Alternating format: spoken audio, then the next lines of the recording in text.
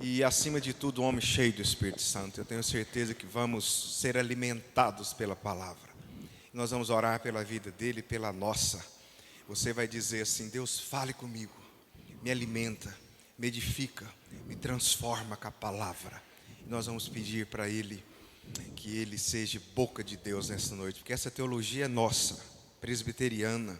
Quando a Escritura é exposta por homens capazes, Deus fala como o profeta falava no Antigo Testamento. Vamos orar? Amado Deus, que o poder do Espírito Santo seja sobre o meu irmão, servo do Senhor, e sobre nós, os ouvintes, nessa noite. Nos alimenta, fale conosco, nós queremos ouvir a Tua voz. Que o Senhor seja o pão que alimente seu povo nessa noite, pela Tua palavra, em nome de Jesus, amém. Amém. Amém. Irmãos, vocês estão me ouvindo bem? Tá tudo certo aí? Primeira vez usando isso aqui. Espero que esteja. Irmãos, hoje nós falaremos sobre a seguinte pergunta: como verdadeiramente nós mudamos? Essa é a pergunta. Como verdadeiramente nós crescemos em nossas vidas? Como nós nos santificamos, portanto? E a minha resposta, eu espero que fique clara ao final aqui da nossa meditação na palavra. A resposta que eu quero que os irmãos gravem é a seguinte: nós crescemos, nós mudamos, a partir do momento em que o Espírito Santo torna Jesus Cristo maravilhoso para cada um de nós. Eu vou repetir.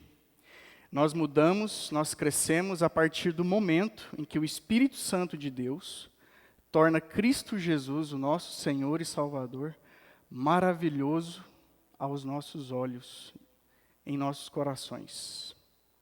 Então vamos meditar no texto bíblico. Está em Romanos capítulo 8.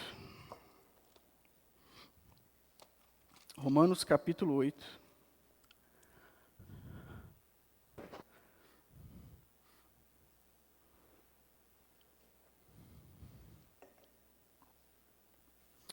Romanos capítulo 8, a partir do verso 1.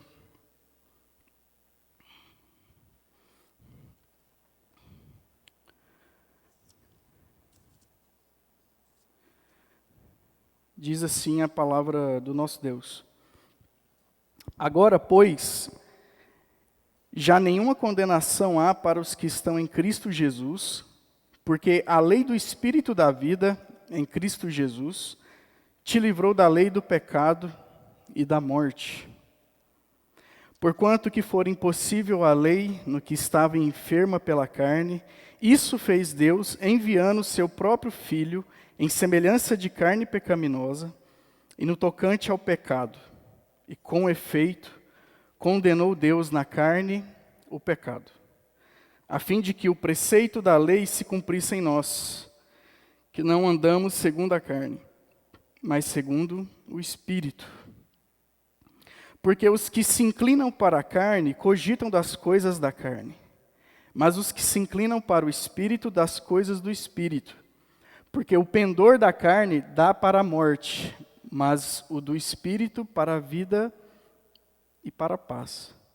Por isso, o pendor da carne é inimizade contra Deus, pois não está sujeito à lei de Deus, nem mesmo pode estar. Portanto, os que estão na carne não podem agradar a Deus. Vós, porém, não estáis na carne, mas no Espírito, se, de fato, o Espírito de Deus habita em vós. E se alguém não tem o Espírito de Cristo, esse tal não é dele. Se, porém, Cristo está em vós, o corpo, na verdade, está morto por causa do pecado. Mas o Espírito é vida, por causa da justiça. Se habita em vós o Espírito daquele que ressuscitou a Jesus dentre os mortos, esse mesmo ressuscitou a Jesus, que ressuscitou a Jesus Cristo, dentre os mortos, vivificará também o vosso corpo mortal, por meio do seu Espírito que em vós habita. Vamos resumir esse texto em apenas um versículo na palavra de Deus? Gálatas 5, verso 16. Projeta para a gente aqui, por favor, Gálatas 5, verso 16.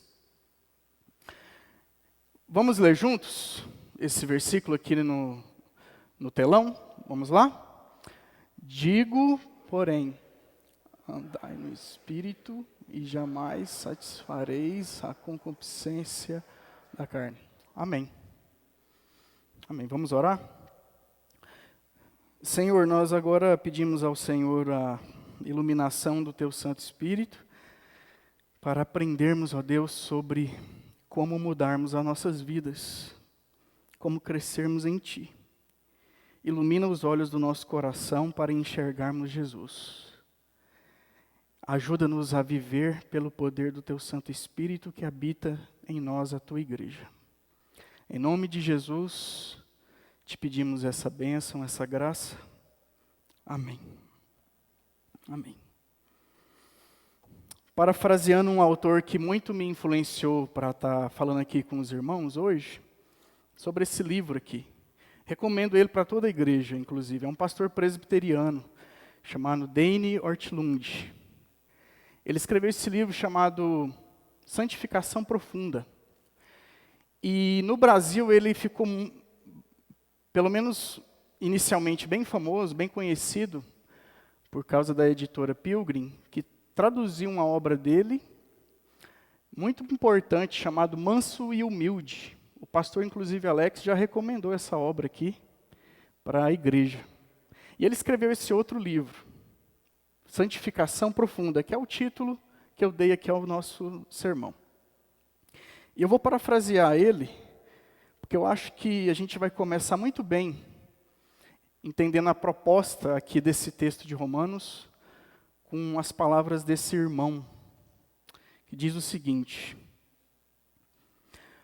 vamos refletir sobre mudança genuína para pecadores genuínos. O oposto de uma mudança superficial para pecadores hipotéticos. Não buscaremos mudanças de comportamento. Não falarei a você sobre colocar seu despertador para disparar mais cedo ou sobre cortar calorias. Nem mesmo refletiremos sobre dar o dízimo. Frequentar a igreja, elaborar um diário espiritual, receber os sacramentos ou ler até mesmo os puritanos. Tudo isso pode emanar simplesmente de um coração cheio de podridão. Tudo isso pode emanar de um coração sem Deus. Estamos falando sobre mudança verdadeira, genuína. Estamos falando sobre mudança genuína para pecadores genuínos. Se você confessa a doutrina do pecado original, mas ao mesmo tempo acredita que está indo muito bem na vida cristã, recoloque esse sermão aqui que eu vou falar com vocês hoje, na memória de vocês, num canto bem esquecido, e nunca mais lembrem dele.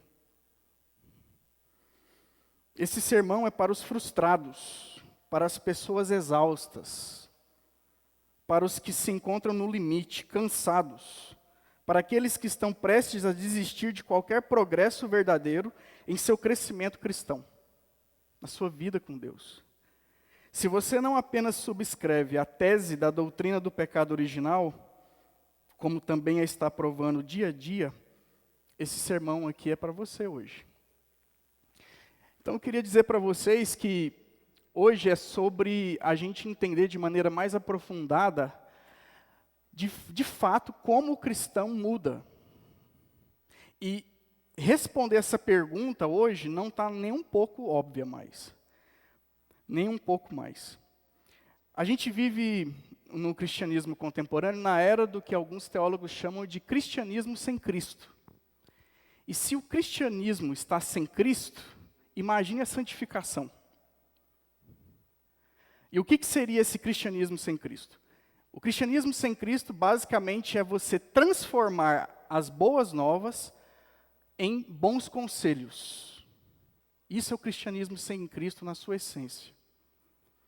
É você transformar a notícia de que Deus encarnou, de que Deus, então, veio para esse mundo, cumpriu toda a lei de Deus no nosso lugar, e pela fé nele, nós somos o que somos, perdoados, nós somos, portanto, justificados, nós somos adotados por um Pai, o justo juiz do universo. E nós pegamos essa mensagem e fizemos o que com ela? Transformamos ela em algum tipo de programa comportamental, por exemplo. Você já viu aqueles livros que falam assim, 9 passos para você crescer na vida espiritual? 15 passos para você ter as chaves do sucesso e da vitória na sua vida? Nós transformamos isso em alguma coisa similar, semelhante a isso. Portanto, a santificação também, de igual forma, ela trilha hoje um caminho não baseado naquilo que Deus diz na sua palavra, sobre o que Ele fez para nos transformar, de glória em glória, a semelhança de Deus, a semelhança de Cristo, mas a gente agora, basicamente o quê? Entende que toda e qualquer transformação do nosso coração agora é baseada apenas no nosso próprio esforço. Pura e simplesmente baseada em nós. Então, apenas precisamos questionar, de fato, até que ponto isso é bíblico e isso é saudável para a igreja. Ou se tem transformado a igreja exatamente num lugar de pessoas legalistas, ou pior ainda, de pessoas libertinas.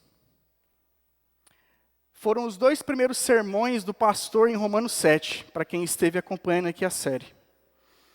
Quem são os legalistas? São aqueles que pegam as regras, a lei de Deus, e querem cumprir todas elas. Segundo alguns entendidos, 617 leis, cumprindo elas todos os dias da sua vida. Que Jesus, através de Moisés, resumiu em 10, e que depois Jesus encarnado resumiu em 2. Esses são os legalistas, os moralistas, que vivem num checklist espiritual. Se você não cumpre essa regra, logo você não é salvo. É fazer para ser salvo. Quantos de vocês aqui ainda estão escravizados nesse tipo de mentalidade? Hoje é o dia da libertação disso. É o dia da libertação disso. Isso só vai gerar em você culpa, cansaço, descrença. E se Deus não proteger o seu coração, isso vai simplesmente te levar a uma vida cínica, falsa e hipócrita, como a dos fariseus. Outra maneira de você tentar levar a santificação é desprezando todas as regras, toda a lei. É o que a gente conhece como libertinos. São pessoas que fazem o quê? Elas vivem a vida sem considerar a vontade de Deus, sem entender os caminhos de Deus, seja para a criação de filhos, seja para o trabalho, seja para a sua vida sexual, seja para a sua vida de entretenimento, seja para a sua vida política, para a sua vida econômica, para a sua vida no campo da ecologia, qualquer área da nossa existência. E eles simplesmente vivem baseado no ego, no self, no eu. Só que tem uma outra maneira da gente entender, ter uma boa relação com a lei. E qual é essa maneira? É a que o texto hoje vai complementar em relação à seção de Romanos 7, versículo 14 até o versículo de número 25, que o pastor já expôs aqui para a igreja. Então, se eu não quero cumprir todas as normas na força do meu braço, e se eu não quero descartar todas as normas na força do meu próprio coração e da minha própria felicidade, o que eu devo fazer? A resposta, você e eu A igreja, aqueles que estão em Cristo Jesus, precisam o quê? Se desesperar. É isso. Danilo, você errou o termo? Não, é esse mesmo. Você e eu precisamos nos desesperar.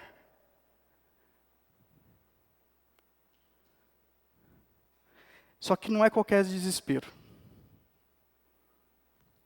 Não é qualquer desespero. O cristão, ele é um ser em crise. Por isso que Paulo diz, o bem que eu quero, esse é o quê? Eu não faço. E o mal que eu não quero, que eu não desejo, esse eu faço. O que é isso? Crise. O que é isso? Um conflito. Então, quando Deus nos resgata, nos chama, Deus nos chama para um conflito existencial. Ele nos chama para viver uma vida de desespero. De desespero. Quem aqui luta contra o pecado sabe o que eu estou falando. Quem aqui não é libertino e não é fariseu, sabe o que eu estou falando. É uma vida muito, muito difícil. Só que esse desespero, ele precisa ser bem entendido. Porque quando Paulo diz assim, desventurado homem que eu sou, quem me livrará do corpo dessa morte? Ele rapidamente vai o quê? Para Jesus. Então esse desespero ao qual Deus nos chama para crescermos, para mudarmos, a gente pode chamar ele de desespero saudável na presença de Cristo. Então é para esse lugar que a gente precisa ir. Para esse lugar que todos nós aqui hoje, que estamos aqui hoje, precisamos ir para viver uma vida em desespero, lembrando que nós realmente não conseguimos muito bem o quê? Cumprir essa lei. Essa lei que teve a função de nos levar até Cristo, apontando Ele como caminho de salvação. E quando Cristo, portanto, se revela a nós como Senhor e Salvador, o Senhor da igreja, o Deus perdoador, esse mesmo Cristo agora, entronizado ao lado de Deus Pai, Ele agora pede para que todos nós voltemos para a lei e observemos a lei. E esse movimento de que a lei nos leva até Cristo e Cristo nos leva de volta até a lei, esse movimento produz no servo do Senhor Deus o quê? Uma crise, um desespero. Só que se a gente quer um caminho bíblico, saudável, a gente precisa sempre lembrar da história de Jesus Cristo ao longo da nossa vida de santificação. É por isso que Paulo, ele fala no verso 24 do desespero, capítulo 7, verso 24, desventurado homem que sou, quem me livrará do corpo dessa morte? E no verso 25 ele já fala quem? Quem é esse? Quem vai livrar a gente do desespero? Quem vai livrar a gente dessa angústia de existir, muitas das vezes lutando contra o pecado? Jesus Cristo. Não é você e não sou eu. Então você quer ser feliz?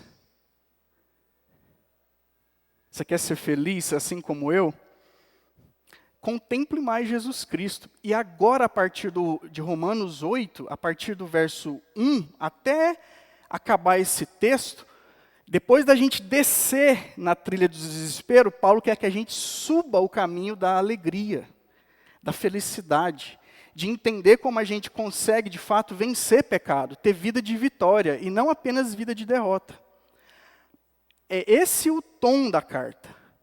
É por isso que Romanos está aqui. E a gente vai agora o quê? Entender esse caminho. Começar a entender esse caminho. De subir em alegria e exultação diante de Deus. Na nossa vida cristã em crescimento. Esse desespero é importante. Olha o que John Newton escreveu.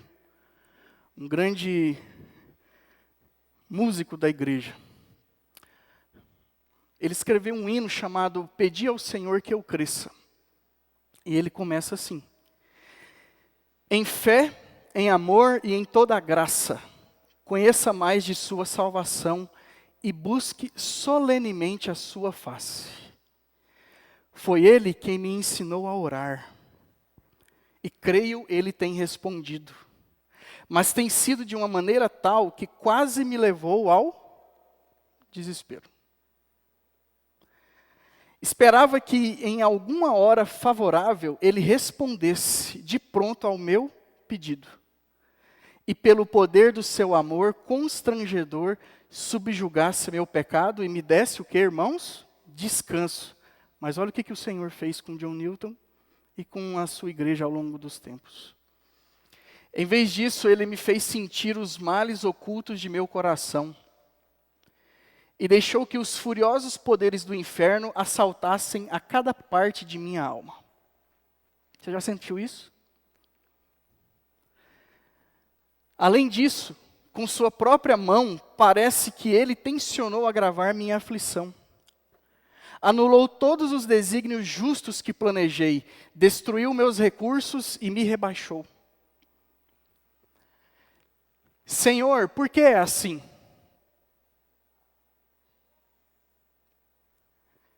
Clamei em tremor. Perseguirás o teu verme até a morte? É dessa maneira, respondeu o Senhor, que responda a oração por graça e fé. Emprego essas provações interiores a vocês para te libertar do ego e do orgulho e quebrar os teus planos de felicidade terrena, a fim de que aches o teu tudo em mim. É sobre isso. A vida cristã, o crescimento cristão é sobre isso. Que de maneira tão graciosa, John Newton captou numa canção. Isso é vida cristã. Isso é viver, de fato, lutando contra a carne. Isso é, de fato, buscar crescer cada vez mais a imagem e semelhança do nosso Redentor. O resto é tudo mudança superficial. Talvez uma mudança de comportamento ajude você a se relacionar melhor na empresa. Talvez você aprender habilidades sociais para conversar com a sua esposa ou com o seu marido te abençoe, porque isso faz parte da graça comum de Deus para o ser humano.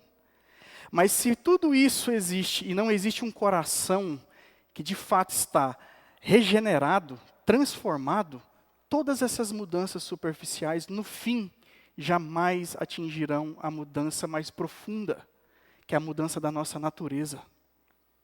E que só Deus pode fazer isso, através do Espírito Santo e da palavra. É por isso que todos os projetos que existem das ciências humanas e das humanidades, eles falham. Pensem comigo, você pode colocar dopamina lá em cima, relacionamentos sociais saudáveis lá em cima, as duas alavancas estão no máximo. Mas a alavanca do seu coração é exatamente em direção ao quê?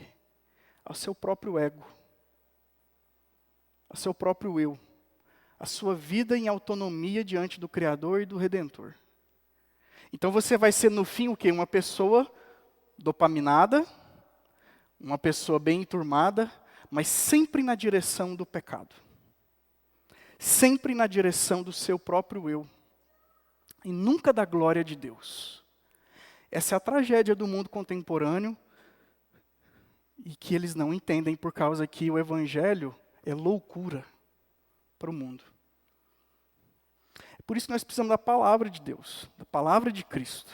A gente tem que sim, ir talvez num psiquiatra, talvez num psicólogo, bons profissionais, precisamos de bons insights dos sociólogos, mas se tudo isso é apenas o seu tudo, você na verdade apenas tem um nada. Porque em nada isso vai mudar o seu coração. Você que é jovem, que está aqui hoje me ouvindo. Entenda isso, o quanto for antes e possível. Entenda isso. Se lance a Jesus Cristo, o quanto antes é possível. É Ele quem traz de fato libertação. E aí, o texto agora vai falar um pouco mais e melhor a respeito dessa grande obra do nosso Senhor e do nosso Salvador. O caminho do verdadeiro crescimento, portanto, precisa de um desespero saudável. E para ele ser saudável, ele precisa de Cristo. Quer ver? Verso de 1. Pode passar, Mateus. Primeiro eu gostaria de dizer que as 3 partes do nosso sermão, elas estão muito claras aqui, ó. Essa citação diz que Cristo é nossa justiça é o sol, e a justificação é a luz, e a santificação, o calor. As 3 coisas estão sempre juntas na palavra de Deus. Portanto, é impossível eu querer viver uma vida santa e desprezar o quê? O sol e desprezar também a luz. É impossível querer me aquecer sem o sol e sem a luz. Próximo slide. Outra importante citação é essa. Um dos aspectos vitais do crescimento em Cristo é retornar à doutrina da justificação. O problema é que nós o quê? Durante toda a nossa vida de discipulado, sofremos de amnésia. Nós sofremos de esquecimento. Exatamente de qual doutrina? Da santificação. Romanos 8, verso 1 diz assim. Pode passar. O primeiro ponto está no verso 1 e 2. Romanos 8, verso 1 e 2. Agora, pois, já nenhuma condenação há para os que estão em Cristo Jesus, porque a lei do Espírito da vida em Cristo Jesus te livrou da lei do pecado e da morte. Para que nossa santificação aconteça, a gente cresça de fato na vida cristã, para que a gente possa de fato viver cada vez mais melhor, a primeira coisa que a gente precisa entender é que nós estamos unidos com Cristo. Isso vai te livrar de muita culpa ao longo da sua vida. Quem é que sofre de culpa, além de mim? Quem é que realmente experimenta vergonha por muita cagada? Cagada mesmo, tá? Muita cagada que faz. Quantas vocês fizeram hoje, antes de vir para a igreja? Depois da escola dominical e antes de vir para a igreja, quantas vocês fizeram hoje? Eu vou te contar algumas, minhas. Eu fiquei com preguiça de ajudar a Pabline a guardar os brinquedos do Abel. E usei como desculpa o sermão de hoje, inclusive. Olha só, né? Como que a gente faz. Eu fiquei bravo com o Abel, irritado com o Abel. E quando eu fico bravo, gente, não é bravinho não, eu fico bravo mesmo. A ira, muitas das vezes, me deixa bastante triste. E eu peco muito contra o meu Salvador. Eu tive pensamentos... O Fausto me conhece. Ele já sabe que a minha tendência é para o pessimismo. Eu tive pensamentos muito pessimistas, assim. Ainda bem que Deus me deu a Pabline, que ela me ajuda a sempre entender que o meu pessimismo precisa ser um pessimismo esperançoso, confiando nas promessas do nosso Senhor. Então, a gente às vezes flerta com aquela coisa assim, esse país é uma desgraça, esse mundo é uma bosta, desse jeito mesmo, pensamento. Deus é testemunha. Botafogo não vai ganhar de novo, né? A gente aí mistura os pensamentos, né? Quem é botafoguense começa a ficar mais triste ainda, né? A gente começa a perceber o tanto que a gente ora pouco. Quando eu fui preparar esse sermão para estar aqui com os irmãos, eu notei claramente isso no meu coração. O quanto eu estou orando pouco. O tanto que eu não consigo ainda vencer a carne. Ela parece que está tendo mais vitória sobre mim do que eu sobre ela. É desanimador esse ponto. Eu fico, às vezes, bastante soberbo, orgulhoso, altivo, vanglorioso. E aí eu começo a achar o quê? Adivinha o que começa a acontecer no meu coração? Adivinha, irmãos?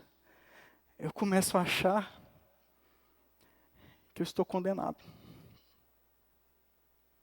E nos meus piores dias, de mais trevas na minha vida, de maiores tentações e maior entrega aos meus pecados, eu começo a achar que eu estou muito longe de Deus. Muito longe. Desventurado homem que sou. E aí Paulo faz o que com a gente? Danilo, não fica só pensando nisso não. Vai para outra história. A sua história é a história dele. A morte dele é a minha morte. O sepultamento dele é o meu sepultamento. A ressurreição dele é a minha ressurreição. A justiça dele é a minha justiça. Agora, pois, já não há nenhuma condenação para você, Danilo. E quando Deus fala isso para mim, Ele está querendo dizer o seguinte, falar, meu filho, você está esquecendo que foi Jesus que morreu no seu lugar?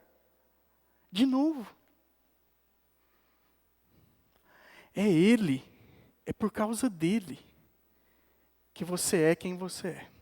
E que um dia você será, porque Ele irá voltar. É isso que fundamenta a nossa santificação.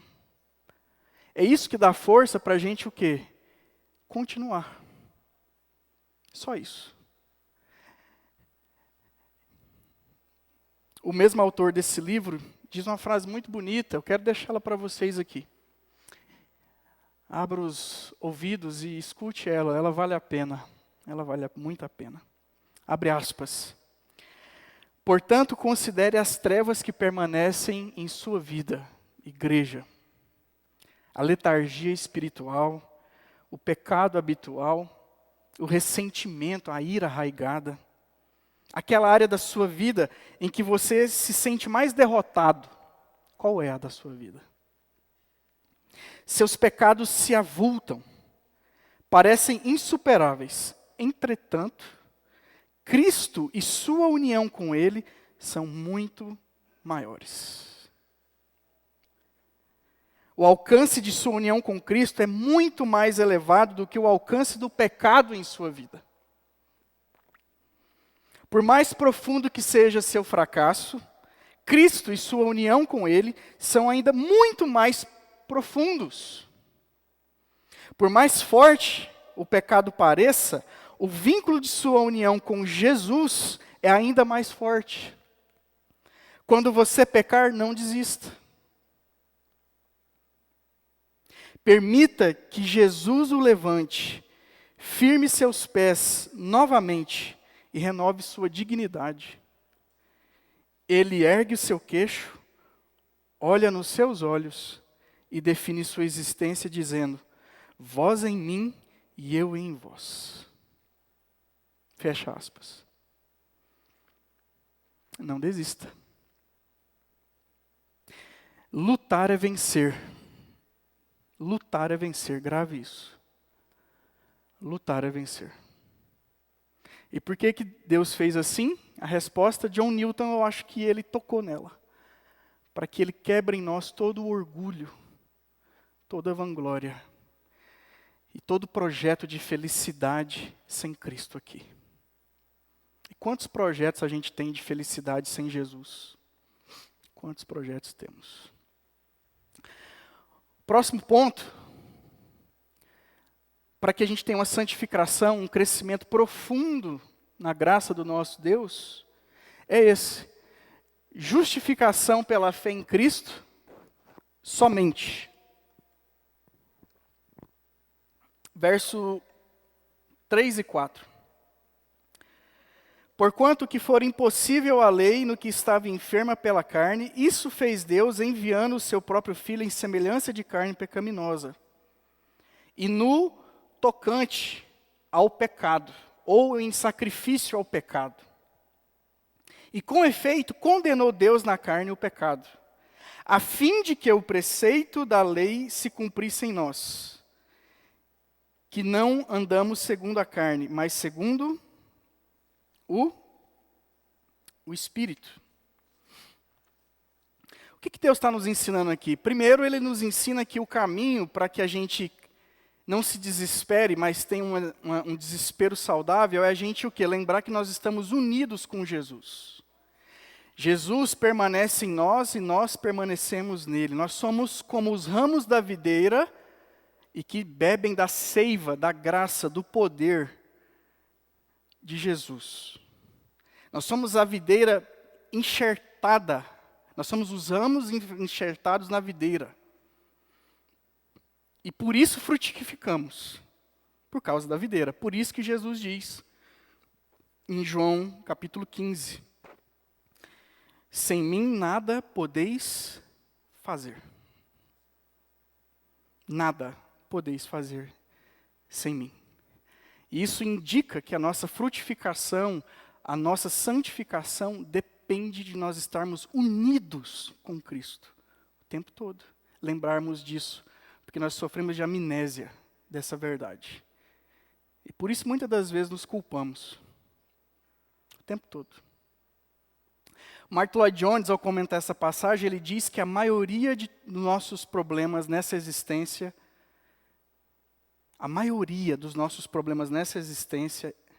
acontecem porque nós nos esquecemos de Romanos 8, verso 1. Depois disso, a gente tem que entender que Jesus é quem nos justifica. A Cristiane tem várias histórias assim engraçadas sobre as audiências que ela faz, né, Danilo? A Cris é boa para contar essas histórias. Tem muitas. Ela já presenciou muita coisa. Agora, imagine a Cristiane, eu não sei se ela presenciou essa, se você presenciou, depois você me fala. Imagine a Cristiane julgando um caso, julgando um réu, e esse réu, simplesmente depois da Cristiane dizer, você está absolvido, você pode ir embora, você não está condenado, você não tem culpa. Esse réu, em vez de pegar as malas, pegar os papéis, correr para fora da prisão, sumir dali, esse réu faz o quê? Volte e não quer sair de jeito nenhum da prisão. Ele não quer. Imagina essa cena. Vocês conseguem perceber, imaginar isso? Não é saidinha de final de ano, não. Ele simplesmente foi absolvido e ele quer o quê? Em vez de ir embora, ele quer ficar. Essa é uma história real, inclusive. Não é uma metáfora pura e simplesmente. Mas no que diz respeito à nossa vida espiritual com o Senhor, é exatamente isso que acontece. Quando a gente se esquece da justificação. Deus já nos absolveu, já não há nenhuma condenação, Ele nos liberta, a lei do Espírito nos dá vida, e a gente, em vez de simplesmente ir embora, a gente está o tempo todo voltando para a prisão. Em vez de gozarmos da nossa liberdade em Cristo Jesus, nós nos esquecemos o tempo todo que ela, de fato, já foi o quê? Absolutamente entregue a nós. Agora imagina Jesus vendo isso, e não um juiz qualquer. Eu acho que às vezes a sensação que o Senhor tem é de pegar a gente e falar assim, pelo amor de Deus, sai daqui, Danilo. Sai daqui. Você já é justificado. Você já foi perdoado. Todos os seus pecados, passado, presente e futuro. Entenda isso, meu filho. Entenda isso. É importante a gente retomar isso aqui? Muito. Se alguém na história da igreja foi o campeão, o rei da culpa, essa pessoa se chama Lutero. E Lutero, ao comentar Gálatas, ele diz o seguinte: o assunto da justificação é muito instável. Não em si mesmo, porque é bastante certo e seguro, mas em nós, dentro de nós, ele é instável. Eu mesmo tenho experimentado isso, pois às vezes luto com momentos de trevas em mim. Sei quão frequente e repetidamente perco os raios do evangelho e da graça. É como se densas nuvens de trevas os obscurecessem para mim. Por isso sei do lugar escorregadio em que nos encontramos. Aquele lugar que rapidamente a gente começa a se cobrir com folhas de figueira, como Adão e Eva fizeram. Portanto, toda pessoa fiel deve trabalhar com empenho para aprender e reter a doutrina da justificação. Devemos orar com humildade e sinceridade, além de meditar continuamente na palavra de Deus. Lutero, aquele que tornou a justificação para a igreja cristã, para o mundo ocidental e para o mundo oriental, a joia, a pérola do evangelho do nosso Senhor e Salvador Jesus Cristo. Foi o homem que descobriu essa doutrina, redescobriu essa doutrina em Paulo. Ele fala o seguinte: devemos trabalhar. E como devemos trabalhar? Verso de número 5 até o 11. E depois o pastor, o Fausto, talvez o Lucas, irão expor as demais coisas para vocês.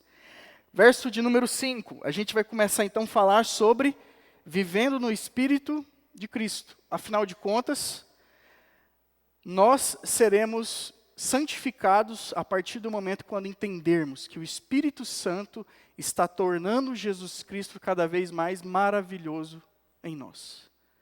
É assim, não existe técnica especial para mortificação de pecados, irmãos. Não existe. Se você pegar Romanos, 1 Coríntios, 2 Coríntios, Colossenses, Filipenses, você não tem nenhuma técnica especial para acabar com a lascívia.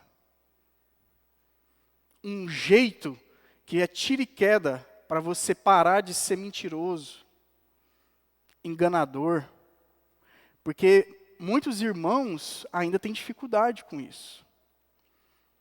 Você que tem desejos sexuais errados, fora da vontade do Senhor Deus, você não para assim, de um dia para a noite. E não tem uma técnica que simplesmente vai te fazer o quê? Eliminar isso da sua vida. O que a gente precisa é, primeiro, entender a união, em segundo, a justificação pela fé em Cristo somente, e em terceiro, realmente entender essa vida no Espírito Santo, ou no Espírito de Cristo Jesus. Verso 5 diz assim: porque os que se inclinam para a carne cogitam das coisas da carne, mas os que se inclinam para o Espírito das coisas do Espírito. Porque o pendor da carne dá para a morte, mas o do Espírito para a vida e para a paz. O que Paulo está ensinando aqui para a gente, em outras palavras? Uma coisa muito simples. O verso 5. Os que cogitam das coisas da carne, os que se inclinam para a carne, cogitam das coisas da carne. E aí eu tenho que fazer uma pergunta para a igreja. O que você pensa sobre tudo na sua vida? Qual é a sua mentalidade, por exemplo, sobre trabalho? Qual é a sua mentalidade, por exemplo, sobre criação de filhos? O que você cogita a respeito de sexo e sexualidade? O que você pensa a respeito de amizade? O que você entende a respeito, ou como você compreende, por exemplo, a questão política, os problemas sociais? Qual é a sua visão sobre economia, dinheiro? Como que você compreende a arte? Como que você compreende o entretenimento? Sabe por que que é importante você pensar assim? Porque ou você pensa de maneira santa, e isso vai trazer o quê? Vida e paz, e uma vida em florescimento, em alegria, ou você vai pensar de uma maneira o quê? Na carne, com a sua natureza caída, com a sua mente caída. Isso vai te levar para onde? Para a tristeza, e vai te levar também para onde? Para a morte. Morte em todos os sentidos, inclusive. É muito comum hoje a gente falar com a igreja sobre criação de filhos. Mas quem aqui se pauta, por exemplo, o seu pensamento em Deuteronômio capítulo 6? E mais ainda, quem aqui entende de fato Deuteronômio capítulo 6? Danilo, eu nunca li esse texto. Não tem problema, meu irmão. Nossa vida, a santificação ela é progressiva. Se você nunca leu, leia. Por quê? Deuteronômio capítulo 6 é o texto mais importante da palavra de Deus para você criar o seu filho. Irmãos, nós não criamos filhos, e aqui eu me refiro a mim e a Pabline também, nós não criamos filhos para o mercado de trabalho. Nós não criamos filhos para eles entenderem que o trabalho que eles um dia terão, na verdade, é só profissão e não vocação. E não um chamado. Nós não criamos filhos para fazerem simplesmente medicina e ganharem dinheiro e depois pagarem viagens para os pais e darem conforto para os pais. Ou criamos? Porque na minha geração, eu já sou de uma geração ultrapassada.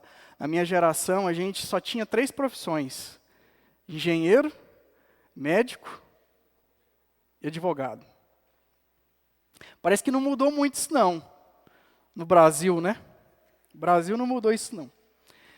Irmãos, como que vocês entendem que é criar filhos?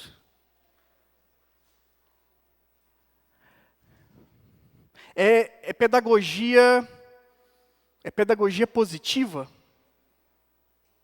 É uma pedagogia clássica ou é a pedagogia do Deuteronômio? Irmãos, por favor, prestem atenção. Se vocês, por exemplo, não entenderem que essa questão aqui das crianças estarem andando aqui e tal, indo para uma salinha, se vocês não entenderem que definitivamente elas irem para lá, ou simplesmente estarem aqui escutando a gente, se vocês não entenderem que isso é extremamente insuficiente para elas morrerem, vocês ainda não entenderam o que é criar filhos. Porque no batismo das nossas crianças, nós batizamos elas e fizemos o compromisso de que elas um dia morressem crendo em Jesus. E se não é o centro da nossa vida entender que Jesus é tudo para elas, ainda que elas tenham um emprego mais ou menos, ainda que elas tenham alguma coisa muito ligada a simplesmente uma visão de trabalho que dê prazer, né? Trabalhe pouco e dê prazer, e dê muita grana. Essa visão doida que tem aí hoje, dos YouTubers, por exemplo. Se elas... Vocês estão entendendo que é assim que a nossa mentalidade, cheia do Espírito Santo, pensa? Não é para jogar fora essas questões ligadas a mercado, pedagogia, felicidade, não é isso. Mas o centro tem que ser o quê? Na criação de filhos? Cristo. Porque senão, você está unido a quem? Você está justificado por quem? Você vai ser santificado por quem? É Cristo o centro, inclusive dos nossos pensamentos. Inclusive o centro dos nossos pensamentos ligados à criação de filhos. E você quer ver hoje como às vezes as coisas, às vezes por faltar um aspecto, eles vão extremamente para o outro lado? Hoje a igreja ela deixou de ser cristocêntrica, ter Cristo como centro, para se focar apenas de que nós precisamos, de fato, proteger as nossas famílias. E aí a igreja, talvez até com boas intenções, caiu para um outro pecado, uma outra idolatria. Qual? Ser familiocêntrica. Então tem aquelas que são muito secularizadas e aquelas que tiraram Cristo o quê? Do centro. Satanás, ele é muito esperto.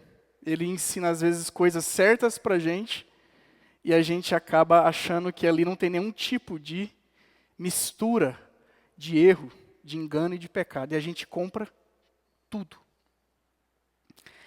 Vocês entenderam o que é cogitar das coisas do Espírito? É cogitar das coisas da palavra de Deus. É isso. É isso. Então, o que você pensa agora sobre sexo? Vamos falar sobre sexo aqui agora? Melhor não, né? Está gravando. O pastor me alertou. O que nós pensaríamos sobre sexo, sexualidade e gênero?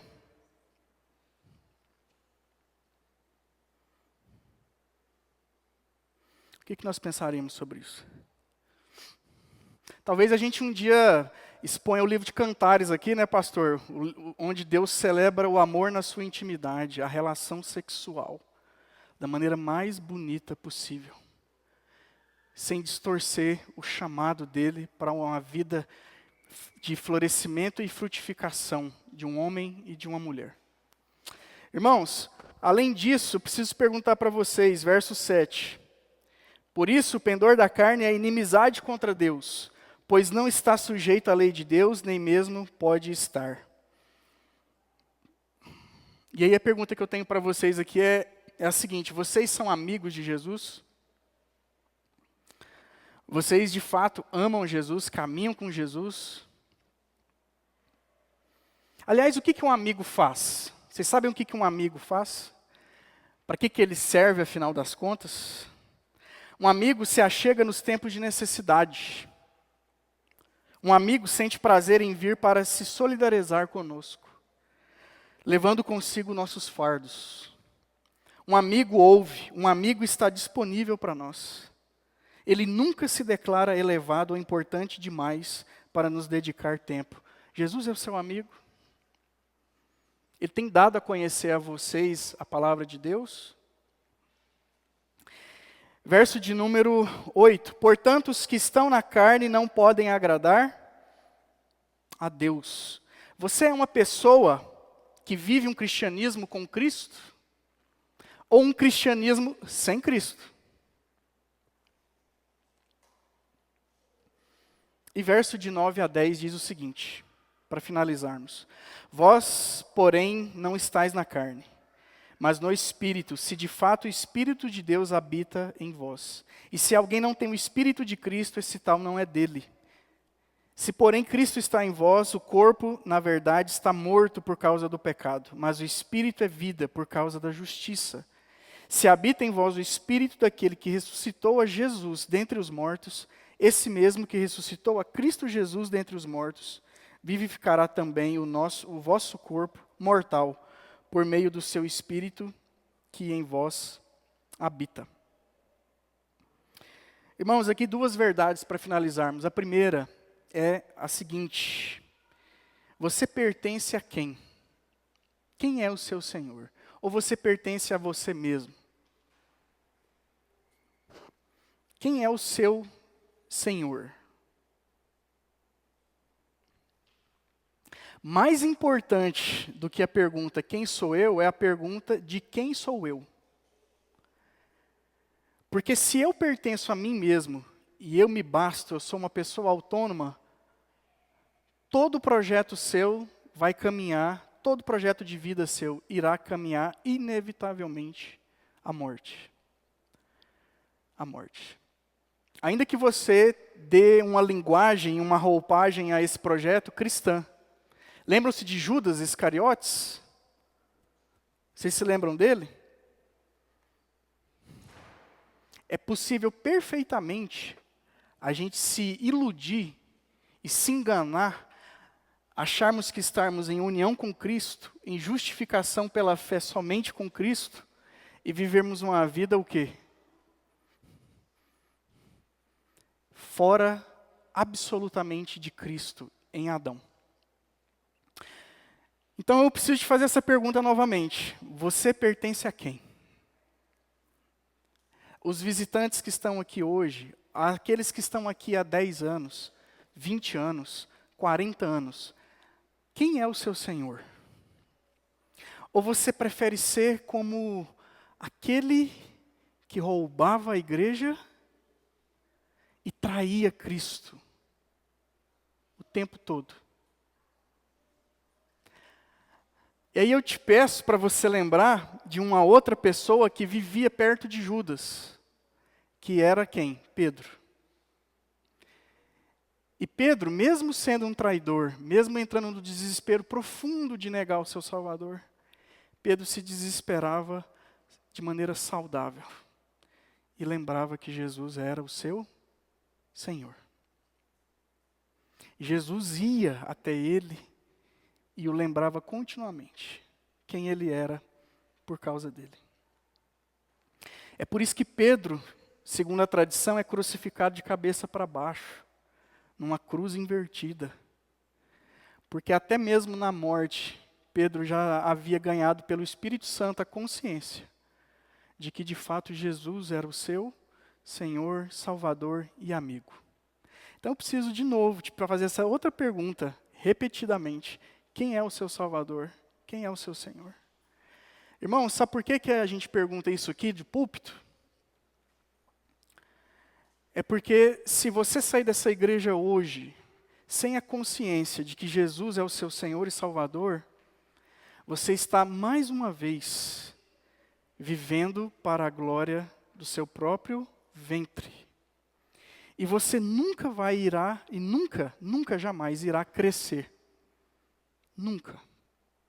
Apenas se iludir em achar que está aqui, tomando a ceia, cantando os louvores, indo para acampamento, indo para encontro de casais, mas nunca viveu uma vida em união com Cristo. Sempre uma vida o quê? Fora de Cristo. E Jesus, na parábola da videira, na história da videira, ele diz que os galhos serão cortados e serão lançados para fora. Por fim, hoje, eu não sei com quem que eu falava aqui, estava ficando velha, acho que era a Nina, cadê a Nina? A Nina, né? Justa a Nina. Eu acho que foi a Nina. Alguém falou que estava ficando velha. Pensa, dona Cerise. Cadê a dona Cerise? A Nina falando que está ficando velha, depois a senhora conversa com ela. E aqui, nesse texto aqui, existe uma promessa para aqueles que estão em crise não só consigo mesmos, com o mundo, com Satanás, mas também em crise com o corpo. Qual é a promessa? A promessa de que o quê? Nosso corpo será ressuscitado. É isso. Aguentem. Nina e dona Cerise, aguentem. Aguentem. Tá, eu também vou aguentar. O pastor já está com uns 13 nódulos, né, pastor, aí? A tireoide. Daqui um dia é 20, né? Daqui é 30. Pabline já está começando a querer dar diabetes. Imagine a Pabline, gente. Diabetes. Né? A Pabline com diabetes. Sidemar também. Irmãos, nosso corpo vai ser ressurreto. Tá? Graças a Cristo Jesus. E o que isso significa? Ponham a esperança de vocês somente nele. Tá? Para a salvação das nossas almas e para a salvação dos nossos corpos. É isso, irmãos. Não tem mais nada para dizer, não. Aplicações bem rápidas para vocês. A primeira, auto-perdão moderno ou perdão de Deus? Qual que você quer?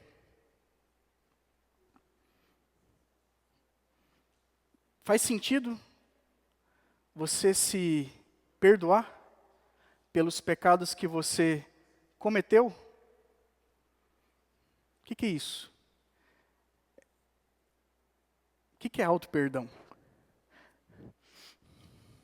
Próxima aplicação. Os mandamentos são o volante de seu crescimento e não o motor. O motor é Cristo.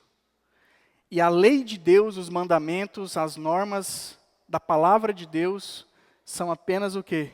O volante. Mas o motor é Cristo. E o Espírito Santo revela Cristo em nossos corações. Terceiro, uma pergunta para a igreja. Qual é a única coisa que, se Deus aparecesse para mim hoje e dissesse que eu nunca teria, faria minha vida parecer sem sentido? Qual seria essa coisa? Imaginem isso. Deus aparecesse para você e dissesse que você nunca mais a teria. Seu filho? Seu status? Seu poder? Sua beleza? Sua saúde? Qual seria essa coisa que Deus, se Deus arrancasse, faria a sua vida perder totalmente o sentido? Ou seria o Espírito Santo que habita em você? O pastor, um dia, em muito sofrimento, disse uma frase para mim que eu vou dizer ela para o Abel até o Abel morrer. Ele falou assim, viu, Abel? O pastor falou. Ele falou que a gente pode perder tudo nessa vida, meu filho, menos a fé em Cristo. E que o Espírito Santo nos guarde de perder essa fé nele.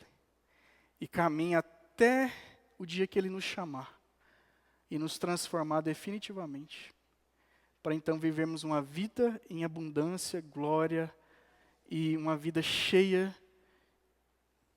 da presença de Deus. Amém?